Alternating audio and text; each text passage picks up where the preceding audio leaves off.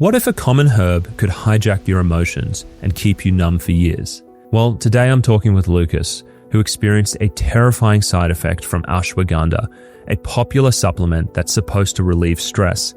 Instead, it left him feeling blunted, unable to feel pleasure, and struggling to connect with others. And he's not alone. Thousands of people are reporting similar effects, but few people are talking about it.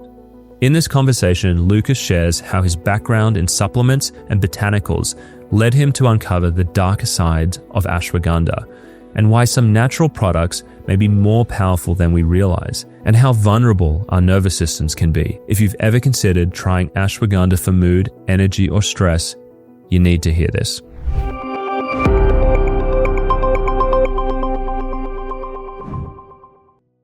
Lucas Aoun, thank you so much for taking time out of your morning to come and speak with me and my audience. Yeah, Joseph, I'm super excited to chat and hopefully shed some valuable information for your audience. Yeah. So I met Lucas about a month ago because he invited me to come and talk on his fairly large YouTube channel, Boost Your Biology.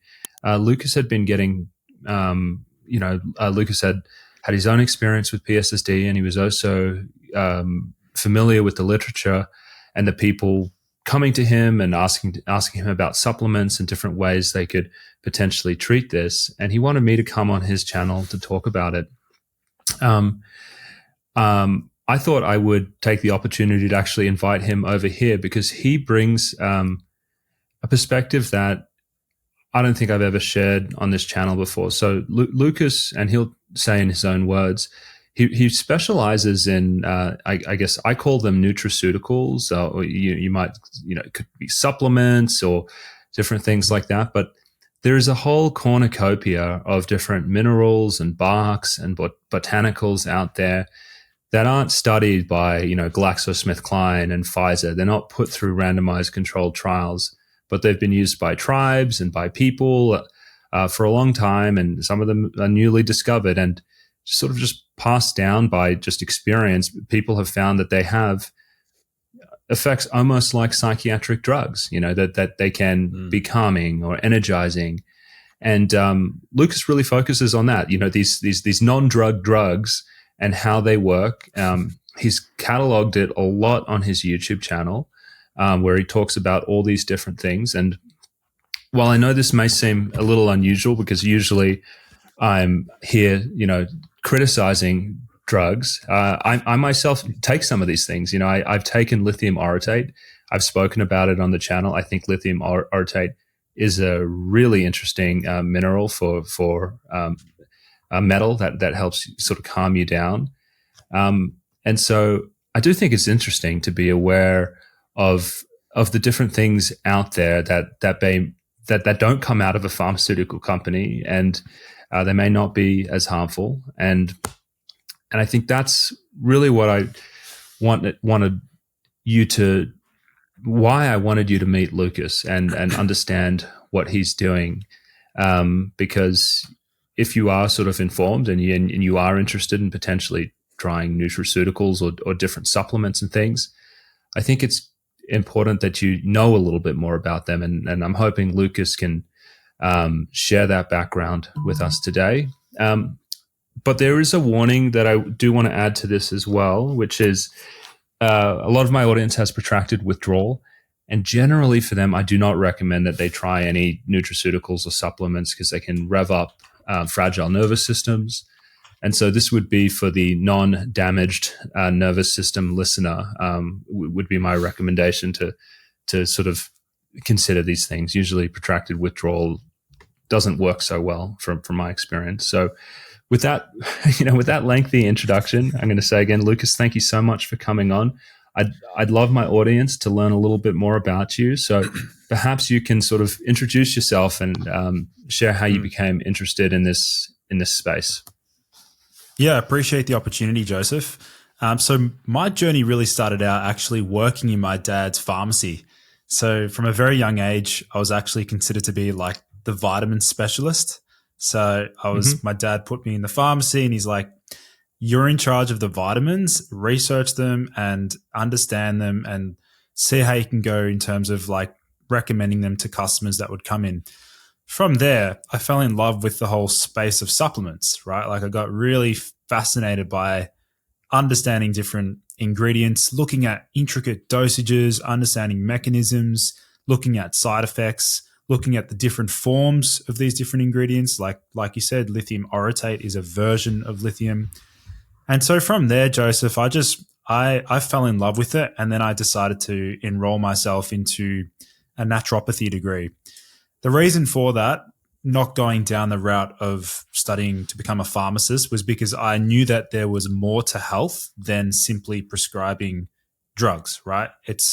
I'm more of a holistic sort of practitioner. I'm a naturopath. So I decided to enroll myself into a naturopathy degree, completed that 4 years full time.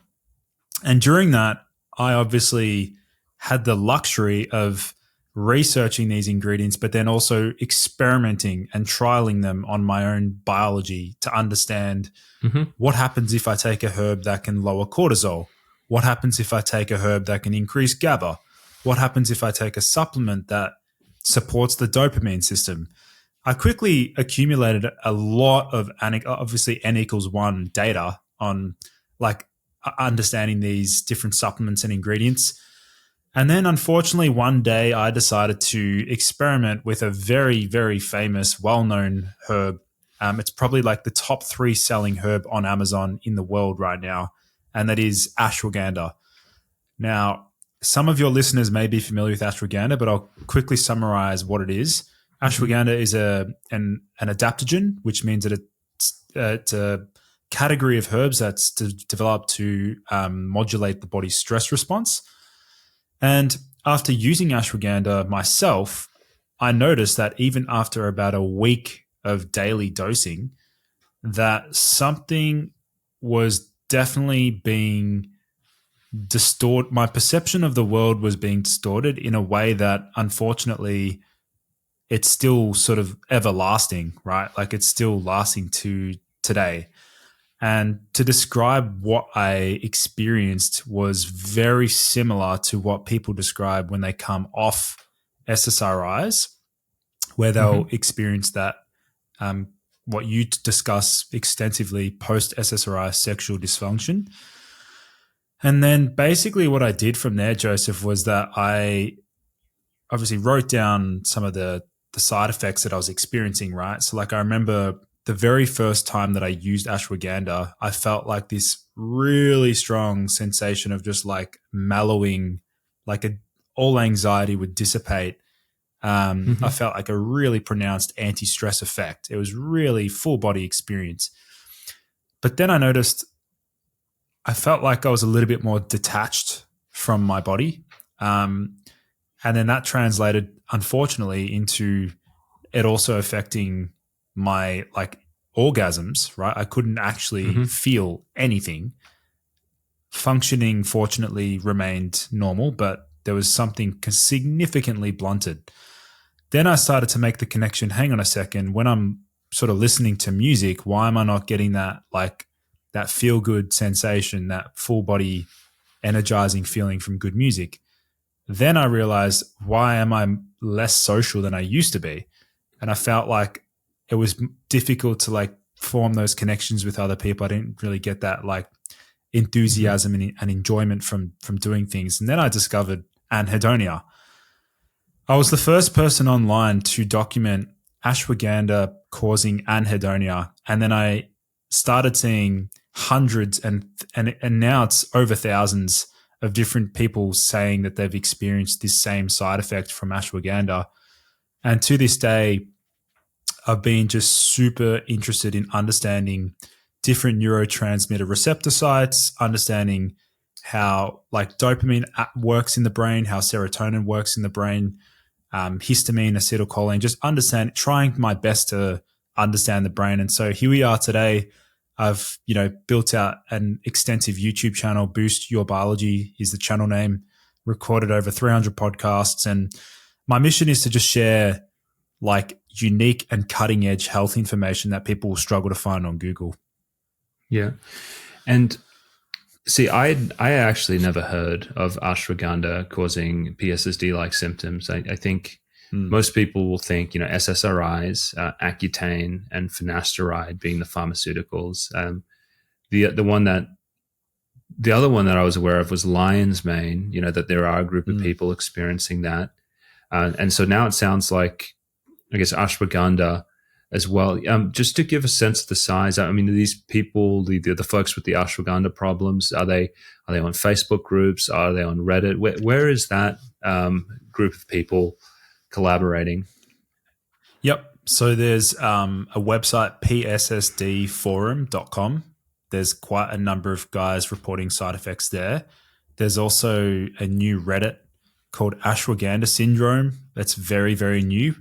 And then if you have a look on TikTok, there's like thousands of videos of people reporting side effects from ashwagandha. And then even on a lot of these, there's a lot of YouTube videos now documenting this side effect. And there's like thousands of comments of people just saying, yeah, ashwagandha basically numbed my emotions. That's what people describe ashwagandha as, like a numbing effect on like all emotional responses. Okay. Now, that's, obviously very frightening. Now, Lucas, when you've read these accounts and are these people who are taking very high doses of ashwagandha for long periods of time generally, or is it people who may have just started it and taken it for, about a week, like it sounds that you did? What are you seeing? And you might not be like nerding out on this in this way, but if you are noticing a pattern in the reports, like what does it usually look like before people develop this problem? Yeah.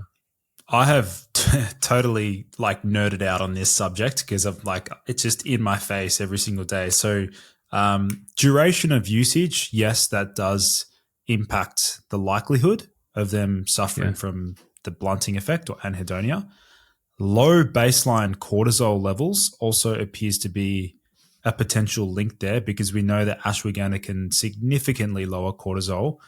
And there are some case studies online suggesting that ashwagandha can lead to hypoadrenalism or hypocortisol release. So they're not actually secreting enough cortisol, and that therefore can, funnily enough, there's a link between cortisol and the serotonin axis as well. There's it can have an effect on that serotonin 5-HT1A receptor.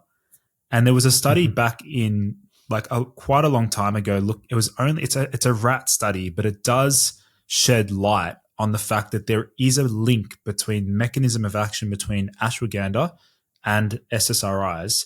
And that is one study that basically showed us that ashwagandha can desensitize the 5-HT1A serotonin receptor with the reciprocal supersensitivity of the 5-HT2A serotonin receptor. And if you look at the literature of like PSSD theories, one of the leading theories is that it's a desensitization of that 5-HT1A serotonin receptor, which disinhibits serotonin release, leading to an excess amount of serotonin built up into the synapse. And as I'm sure you would understand, excess serotonin in some cases can lead to that blunting effect. Yeah.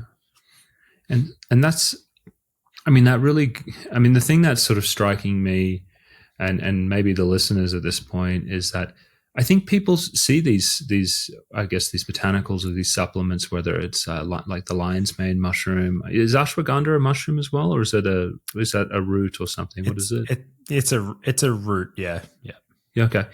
And they think they're harmless, but it does seem like some of these things can have fairly potent effects. I mean, potent to the point where it is mimicking the effects of an SSRI. I mean, when you described how ashwagandha made you feel, that's one I actually haven't taken, and I do try a lot of different things, like that detachment, that calming, that sense of ease. I mean, that sounds like an SSRI to me. That sounds like a similar drug effect that I experienced when I was taking Zoloft. And so it goes to show that these things can be, pretty potent. Now, the other thing that I want to ask you about, and I don't know if you've come across other things out there, but are there other supplements out there that, or these botanicals, nutraceuticals, that have caused neurotoxicity? Like, because I know we've talked about ashwagandha and lion's mane, but have you seen anything else out there about, compounds that could be harmful for people? Yeah, definitely. I mean, the other one, I wouldn't necessarily consider it as like a neurotoxic substance. If anything, it's actually neuroprotective, and it's called N-acetylcysteine, NAC. NAC has been studied extensively for obsessive compulsive disorder, schizophrenia, addictive tendencies. There's a small like subset of the population that when they use N-acetylcysteine, that they also appear to experience some of this like blunting effect on their pleasure response, and also a blunting effect on their response to stimulants. So some people will say that when they use NAC, caffeine, nicotine, Adderall, Ritalin, they don't hit as hard and they're not as like euphoric. So there's a potential link there between NAC usage and some sort of dysfunction in the pleasure system. Again, does it go away, or have some people said it endured after NAC use? Fortunately, with NAC, that effect is quickly reversed upon cessation. So when people stop using, it's basically reversed. The problem with ashwagandha, going back to that, is that it's like it's like an everlasting effect for some people. It can last for months, even up to years, depending upon the doses that they use. And that means that it's an epigenetic change to a serotonin receptor, How did this experience with the ashwagandha sort of change your life?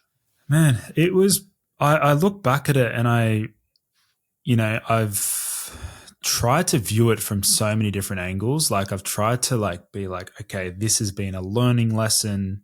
This is going to catapult me into more research and like become an expert in this field. Like the hero's journey sort of thing.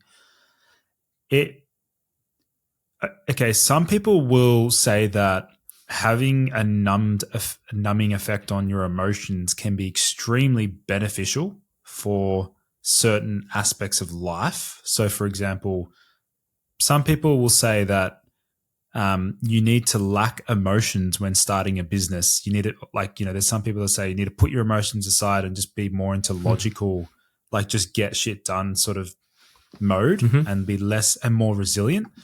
I would say part of this has actually like made me a little bit more like less phased by like little negative remarks, or like just a bit more like resilient and disciplined.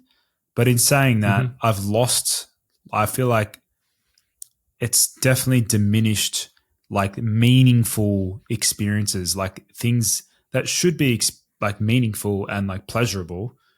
Just there's minimal like minimal spike in that like pleasure response. So everything is just like you're just hovering and you're just operating in this state of just like you're careless, not careless. I feel fortunately I'm still motivated and driven, but I just don't get those like peaks in like pleasure responses from things that should be like satisfying. I want to ask whether you sort of went down the path of trying different things. I mean, because you were well positioned to be someone that might try different things, because that's your specialty. And I know a lot of people with PSSD, especially because it can endure for a very long time, and we don't know if it can be essentially permanent in some people, but usually people may try things symptomatically, to treat their symptoms, whether they're using a Viagra for erectile dysfunction, or I know some people use things like Adderall for the low motivation and the brain fog. But I imagine there are different things out there that you could use to try and treat the symptoms of these things like PSSD or Ashwagandha syndrome or what's happened with lion's mane. And I know it's not super straightforward. I know sometimes it's risky, and I know sometimes people get on things and it doesn't help them, or it's harmful. So I was just wondering if you could maybe speak to your experience on maybe things that you've tried that have helped you or that have helped people that you've been working with. And maybe for the PSSD listener out there listening to this, maybe kind of give them a bit of a guide on what you think is like maybe a safe way to navigate this space, when you're trying to symptomatically sort of treat and manage what's happened to you. Yeah, first and foremost, I would like to emphasize that anyone that's been afflicted or affected by some sort of like PSSD state, or they've been affected by ashwagandha, their brain is like very sensitive and very fragile. And I know you've spoken about this during that protracted withdrawal period. The brain is sensitive to like basically supplements, drugs, spices, certain foods. There's some sort of like there's theories that it's like there's an underlying immune component to it. Like, why is it that some people crash, like they get worse when they eat certain foods, right? Like there's a link there. Why is it that some people who eat a lot of starch, like why are they experiencing a worsening of symptoms? Why is it that those who go on like a carnivore diet see remission temporarily? Is that like there has to be some sort of link between, and we know that the gut houses way more receptor sites for serotonin and it produces many different neurotransmitters. So there's definitely a link there. It could be endotoxin buildup in the gut that's affecting hormones. It could be, there's many different theories to that, but I would like to say that I have experimented with literally hundreds of different supplements. Like I have experimented with many different drugs. I've looked at different peptides. I've sort of tried to understand mechanisms as I'm going along. And fortunately, there are certain compounds out there that can help to at least not completely resolve symptoms, but help to manage symptoms. Probably the biggest, I would say, like key to help unlock the understanding behind this is actually by understanding why a drug called cyproheptadine, also known as periactin, cyproheptadine, I think you've covered before, is a serotonin antagonist. It's also been used to treat serotonin syndrome. Why is it that those who suffer from ashwagandha side effects see symptom resolution when they use cyproheptadine? And sorry, go on. Yeah. No, I was just going to say, I mean, that's so interesting, that observation. Yeah, I know. And the thing is, I've basically also shed light on this subject because I'm like, and I wasn't the one who discovered that, by the way. I was lucky that some random person on a forum said, you need to try cyproheptadine because that reversed his symptoms. So he used 4 milligrams of cyproheptadine every single day for 7 days straight. And the drug itself, cyproheptadine, is not a pleasant drug at all. It's sedating. It basically turns you into like you're fatigued. There's many side effects with cyproheptadine. I'm sure you've also seen that like clinically as well. But what happens is there's this unbelievable like effect where on day 7, day 8, it like has a snapback phenomenon where the brain somehow recalibrates back into, it's like a snapback effect when the drug is worn off. Symptoms like the suffering basically disintegrates. And so the patient feels back to where they were. And this holds true for a lot of people that have tried ashwagandha. If they use cyproheptadine, it can actually help to undo the side effects, which is pretty.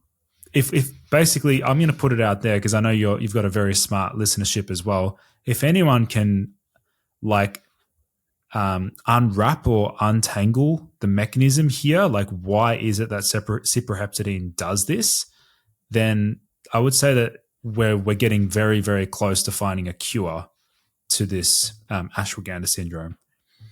Yeah, it's so interesting you bring that up. I've heard, I also heard some strange things with the PSSD folks where being hungover makes the symptoms disappear. Isn't that strange? Going out and it's interesting because a lot of them don't feel many effects when they drink alcohol because they're very blunted to the euphoric effects. But there's been this observation among some of them that actually being hungover tends to reduce symptoms, which is really, really odd. But like you mentioned with this, I mean, there may be something about that speaks to the underlying mechanism or potentially a treatment. When you notice these strange things like, day 7 or 8 of taking a serotonin and antagonist, for some people, it's causing improvement in their symptoms. Now, so I'm pinging around a little bit here. Have you heard anything? I know you may be more interested in ashwagandha, but has anyone in the lion's mane community or the PSSD community experimented with cyproheptadine? I don't know if you've come across anything in those communities. Well, I haven't seen anyone see major symptom resolution if they're being affected by lion's mane or Accutane or finasteride. That's sort of a different. What I'm thinking is that might be a different sort of pathway. Now, there are some individuals that when they use lion's mane, they will get very similar side effects to finasteride, which is they'll lose all their libido, they'll get a numbing effect, they'll just not feel themselves. And this is pretty well known for drugs and supplements that can lower DHT. And what guys don't realize is that when we lower DHT, it's also affecting a really important neurosteroid called allopregnanolone. And allopregnanolone is extremely important for mood. It's one of the fastest acting antidepressants that we know of as a neurosteroid. So I think I did do some research into how we can actually increase allopregnanolone in the brain. And it turns out a supplement called PEA, palmitoyl ethylamide. It's like an endocannabinoid mimetic. It's called PEA. It's not the other PEA. The other PEA is phenethylamine. That's like the stimulant. I'm talking about the other one, palmitoyl and ethylamide. That one there does appear to. There's an initial in vivo study. It's not a human study that shows that it can increase allopregnanolone levels, which, at least for my case, and also a number of guys that have suffered from PSSD-related symptoms, PEA can stabilize some aspects of the symptoms. Mm-hmm. Yeah, and this will be a shout out to anyone listening who has PSSD right now or any of these conditions. Share your experiences, not just with cyproheptadine if you have tried that, but other supplements, nutraceuticals, anything like that. Even if it didn't work, that's important as well. We want stories from people where it worked and stories where when it didn't work. All of it is useful. Just drop it in the comments below for us to read. Okay, so tell me about your experience with cyproheptadine. What was it like when you took it? Yeah. So I'm glad you brought that up because when I first got told about cyproheptadine, I was really hesitant and I was very apprehensive about using I would say it's one of the first generation antihistamines that does have drowsiness as a side effect. It does have sedation. And let's just say that it does lower basically, I'm not going to say everything, but it lowers dopamine, acetylcholine, histamine, serotonin. It's like a chemical blanket, right? It just lowers basically everything. It'll knock you out. It made me sleep 11 hours the first time I used it. And I woke up still pretty fatigued. It was a restful sleep though. It definitely helped with the sleep quality. But cyproheptadine also has another side effect of making you extremely hungry. It's even prescribed to young babies to increase their appetite. It's a powerful drug. Now, the dosage doesn't need to be the full 4 milligrams, in my opinion. After using it many, many, many times myself, even as little as 1 milligram is enough to provide the anti-serotonin effect to achieve that snapback phenomenon. So Mm-hmm.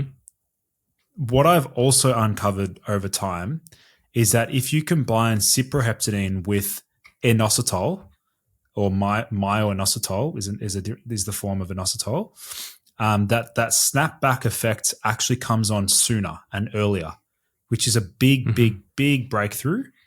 It's not an immediate thing. Like, it would be great if there was some way to just access or like undo the effects immediately. When combining it with inositol, it does seem to shorten the amount of time it takes to rebound. And we've had a few other guys report the same thing when they use cyproheptadine with inositol. Again, this is like extremely sophisticated neurochemical.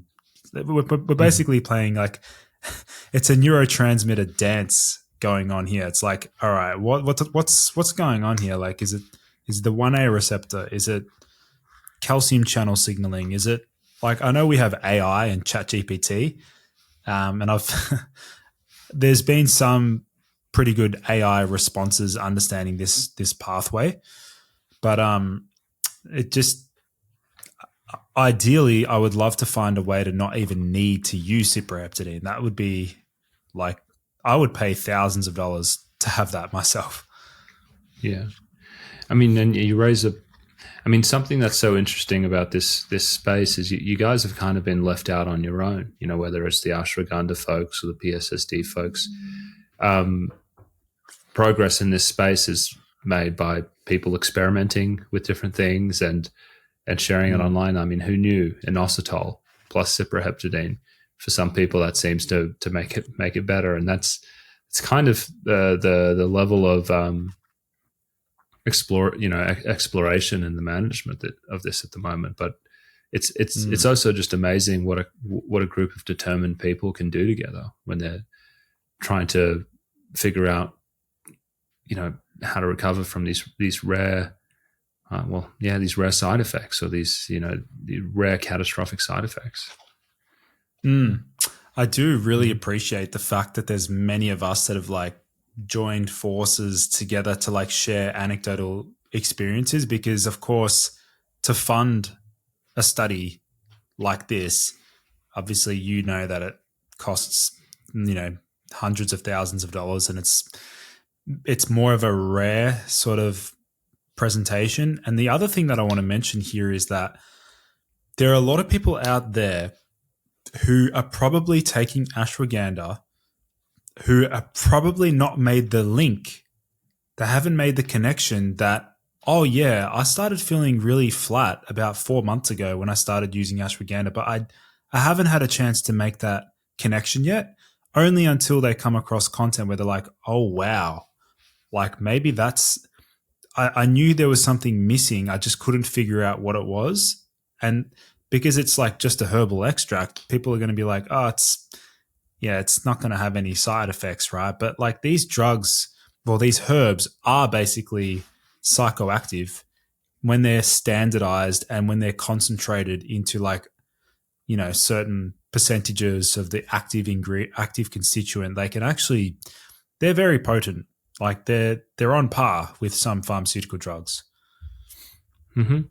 Totally. So for the listener out there who's now they're probably, for the listener out there who is scared about things out there, supplements, botanicals, all of that. I mean, is there a safer way to try these things? Are most things, would you say, fairly safe to try apart from lion's mane and ashwagandha? Like, how do you sort of practice your craft of, educating and advising people about all these different compounds and their effects, and do it in a way where people can be safe? Yeah, so this is a great question. I mean, it really does come down to respecting the fact that there's such a wide range of individuality, responses, and responsiveness to these sort of supplements.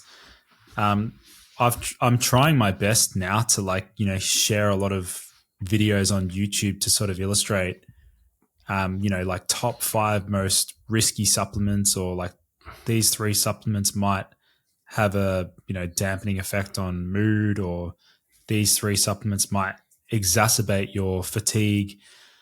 It's not easy for a consumer to know. All right, you go into a pharmacy or into a health food store, you pick up a zinc supplement, you start taking zinc accidentally at the wrong time of the day. You take it like in the morning, not knowing that zinc in high dosages lowers cortisol. Like there's human studies demonstrating that high dosages of zinc can lower cortisol.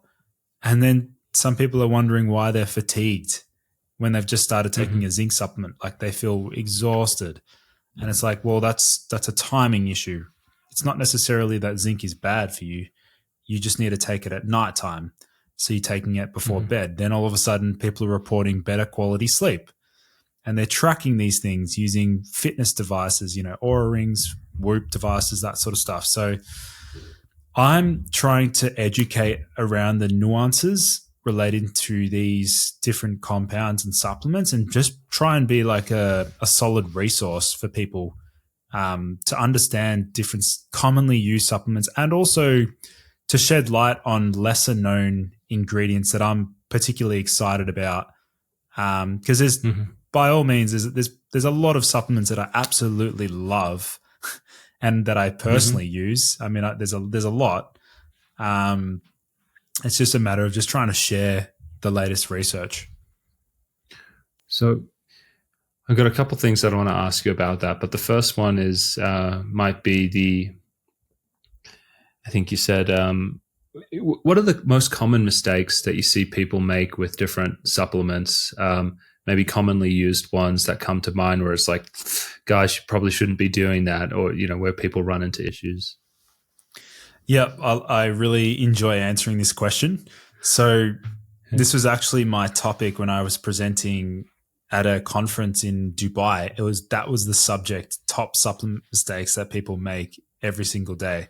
And the first one, and let's bring up this one because it would be common to your audience as well, is taking a vitamin D supplement at nighttime. This is a mistake. And it's very common.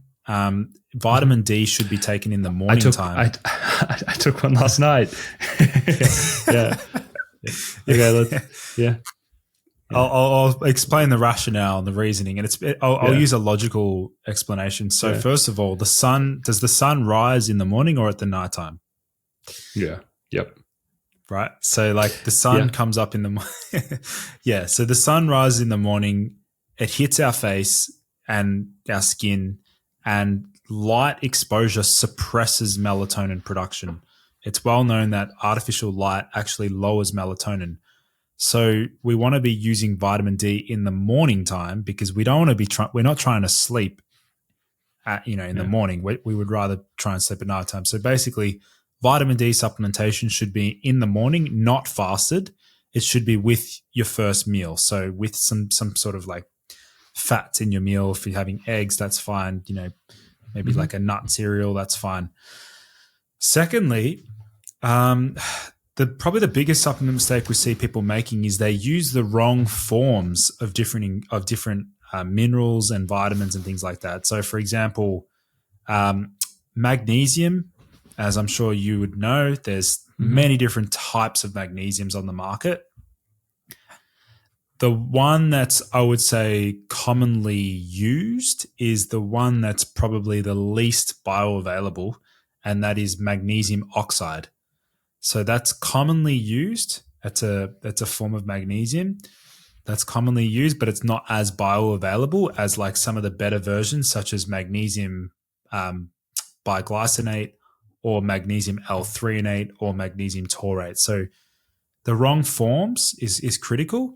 And then thirdly, I would say is, unfortunately, people falling into the trap of using supplements that have proprietary blends. Are you familiar with the proprietary blends? I mean, I think about Cellcore, and they have like, on the back of the Cellcore supplements, there's like, all these different things in there. And so tell me, why is it bad to use these proprietary blend supplements? Well, the main reason is because they what they can do as a manufacturer is that they can put, like, let's say six different ingredients in a proprietary blend. I'm using that as an example, but they won't outline the exact dosages of each ingredient in that blend.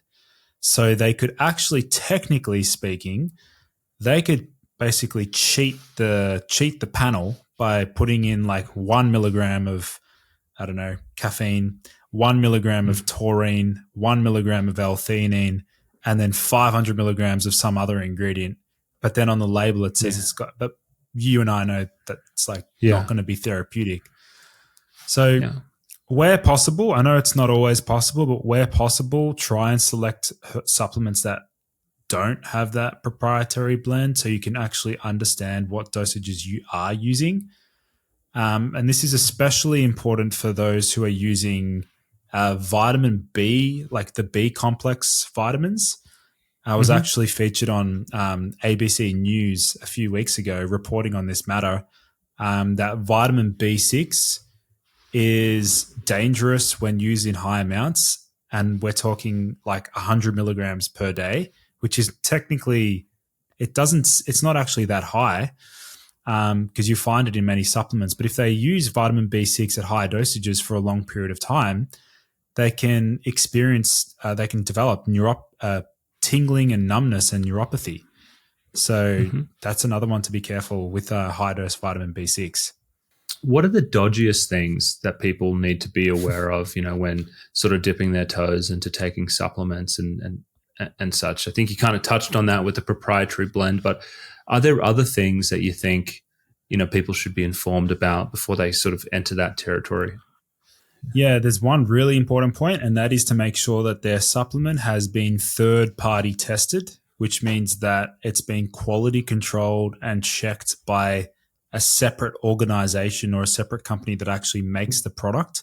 That is to ensure that what's actually listed on the label is truly actually in the capsule, right? So this is something that I've always tried to emphasize, and it's also something that I ensured when I recently released my own product, is to make sure I sent it off to a third party to get it checked, because crazy enough, we actually had many different products checked, and twice it failed the third party assessment, which meant that our supplier was basically lying to us. They were saying that it was Catawba, but it actually wasn't Catawba. So it took time to actually find a real one. Yeah. That's awful. Yeah. Okay. So I guess that's why third party testing is really important. Because they put the wrong product in there. Yeah. So let's shift gears. Full sort of disclosure here. So Lucas, sells supplements, he just mentioned a moment ago, and so without this sounding too promotional, I do think it's a great opportunity to ask you what, and this may not be things that you even sell or anything like that, but what do you love? What do you think? Which supplements out there are you just like, out of the hundreds or probably thousands that you've tested, these ones really kind of knocked your socks off? I mean, for me, I've mentioned this a million times. I mean, lithium orotate knocked my socks off when I tried it. I was just like, this is really neat. This is so calming. This makes me so grounded. I think the other one I had that experience with is the Cellcore ingredient. That's the humic acid, fulvic acid. That has a really smooth energy delivery. That one as well, I was just like, humic fulvic acid, they say it does it's like a mitochondrial booster. I don't really know how it works, but that one was another supplement where I was just like, this is quite a noticeable energizing effect. It's not jittery. It didn't seem to have that much of a come down. I took it for a couple of months. I was fine when I came off. I mean, so those two for me have sort of stuck out as being, as being really, they left an impression. So I guess I want to ask you, what supplements have, out of all the ones that you've tried, left an impression on you for whatever reason? Yeah. So there's funnily enough, I mean, the amino acids, like for example, one of them that I've had a really profound, positive, like impactful experience with, to the point where I'm like, I never want to live a day without it. Not that it's like addictive, but it's that it's so impactful, is taurine. Mm-hmm. And so taurine is now actually being researched as like a longevity amino acid, because it has so many benefits for kidney health, liver health, heart health. It protects many different organs. Like, it's pretty well established that taurine is a beneficial amino acid that just happens to be found in, Red Bull and other energy drinks. And the reason why they're using taurine in these energy drinks is because taurine actually shares a similar effect to lithium, as you were describing. Taurine does bind to the GABA A receptor, but it obviously doesn't do it as potently as a benzodiazepine or like some of these pharmaceutical drugs. It's not as potent, but it does have a GABA effect in the brain. And so, at least for myself, someone who's, building multiple companies and very busy with consultations and high stress sort of job and lifestyle, taurine for me at least helps to dampen the anxiety response pretty dramatically. It also shuts off excessive rumination and just thoughts that don't really necessarily serve me. That's just wasting my energy. And also, I find it helps a lot with verbal fluency. So I find that I'm just more articulate. I can find the right words easier. I feel more confident in social settings. It just seems to, I can understand the mechanism. It's likely because it's reducing glutamate, and excess glutamate can make you a little bit more jittery or just more anxious and overthinking, that sort of stuff. So about 3 to 5 grams of taurine. It sounds like a lot. It is a lot, but 3 to 5 grams of taurine, for me at least, is pretty impactful in a very positive way. And it's also extremely cheap as well. Mm-hmm. Yeah. What else has stuck out to you outside of taurine? So the other one that I would say is pretty impressive from my experience is L-phenylalanine, which is the precursor to L-tyrosine, as just like a building block for dopamine synthesis. So L-phenylalanine, between 500 milligrams to 1,000 milligrams, if I literally just open the capsule, put it under my tongue, let it dissolve away from food, that does seem to like literally wake up my brain, and I feel like more alert, more like just energy and enthusiasm.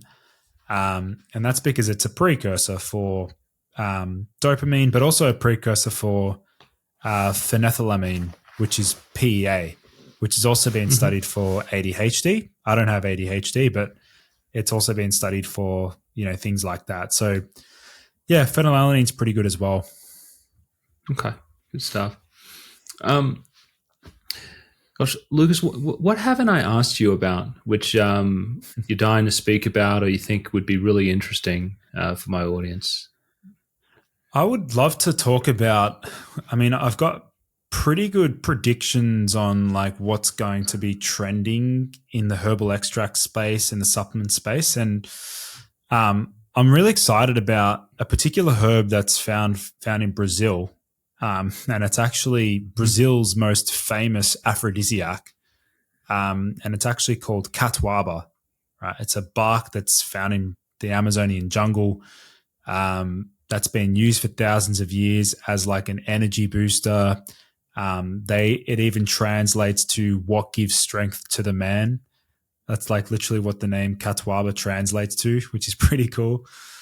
And so, yeah, that was obviously, I've known about this herb for well over 5 years. Like I've known about it. I've used it. I've benefited from it. I've recommended it to patients. They've all said pretty similar things, that it makes them feel a bit more outgoing. They want to take it before, it's well known to use before going out to parties and to social events, to like make people a bit more uplifted and social.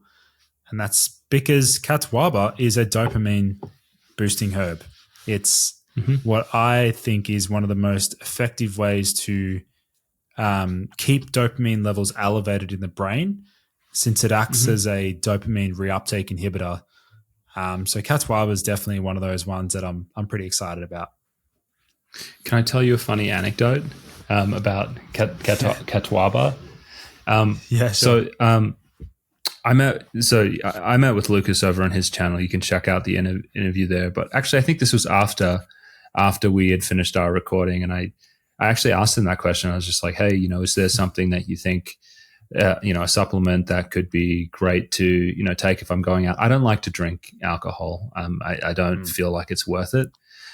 But sometimes I do want to be a bit more, social and more energized. And so Lucas very graciously said that sent me actually a bottle of it to try, and I took it once, and this was my experience. And I want to preface this by saying I am sensitive to things. I've always been sensitive to things.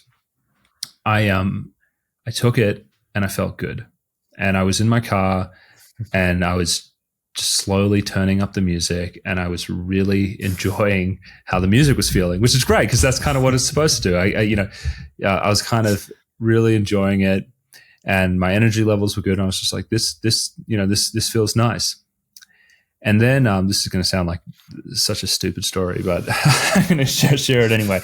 I take my daughter to like a community area, like it's an indoor basketball court. She's 5, and I'm teaching her how to ride her bike. And there were some other kids in there. And listen, I go to this community center all the time, and they let me let her ride the bike inside. And there were some younger kids in there who were walking around, and I'm teaching her how to ride the bike, and she's doing well. And then another dad walked up to me and was just like, "Hey, you can't ride your bike here.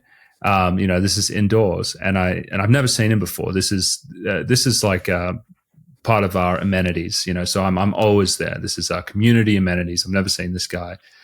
And so I started to argue with him. I was just like, well, actually I'm here like all the time.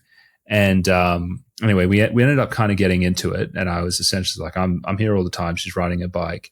Anyway, so he went over and got like some supervisor who gave some mealy mouth sort of excuse. Well, actually, if there's too many kids, we try and avoid it, something like that. Essentially, I backed down. I was so angry at this guy, kind of more angry than I would have expected. I went home and I said to my wife, I was just like, man, I felt like I could have decked him, like, and that was, and for me, I feel like it actually made me kind of irritable, in this altercation with this person. And it did leave an impression on me, because I was just like, man, this guy and my daughter, and I'm there trying to teach her how to ride a bike. And so, it speaks to the variety of experiences that you can have. I will try it again, probably at a lower dose than I did last time, because I really enjoyed almost like a sort of a mild euphoria, actually, when I was listening to music and the chattiness. But it definitely felt like it was hitting the dopamine system. Well, that's that sort of report, like the mild euphoric effect is akin to like other dopaminergics, where it's like a bit more like just sensations are heightened a little bit more. There is some evidence that it might tinker with or touch the opioid system, nowhere near as potently as like morphine or things like that, but it's a mood boosting herb. It's like, I think it's got a lot of potential. It's just no one really knows about it. And like, one of my jobs is to just at least introduce people to it, so that they've got it as like as a tool if they ever want an improvement in mood or energy. Yeah, I don't drink alcohol as well, man. I think it's overrated. You feel hungover. Yeah. Like, at least with this, there's no hangover. No, there wasn't. But that's really cool. And I think, well, Lucas, now would be a good time to share with my audience if they're interested in learning more about you, your content, and all of that. Where can they find you if they want to know more about this and what you do? Yeah, of course. And I really appreciate the opportunity to shed some light on some, really valuable topics on your incredible YouTube channel. So keep up the good work and keep doing what you're doing. I'm actually really inspired by your content. So people can find me at Boost Your Biology on YouTube. They can search that as well. I'm on all the podcast platforms, Boost Your Biology. And if they want to find me on Instagram, they can just search my other brand, which is ergogenic_health, or they can just search my name. Okay. Well, Lucas Aoun, thank you so much for taking time out of your day to share your knowledge with me and my audience. Yeah. No, thanks for having me, Joseph. It was a fun conversation. If Lucas's story got you thinking about the side effects of natural supplements, you're not going to want to miss this video where we go into the life-changing effects of lion's mane.